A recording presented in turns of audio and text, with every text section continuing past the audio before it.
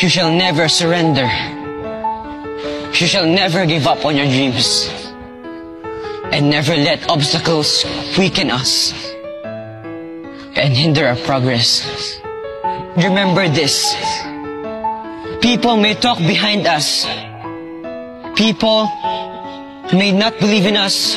And people may drag us down. But do not be shaken. We do not exist and we do not live for them. Because we live for the people who have faith and believe in us. Because we live for our family. Let us not be afraid facing our challenges. Let us pursue our dreams.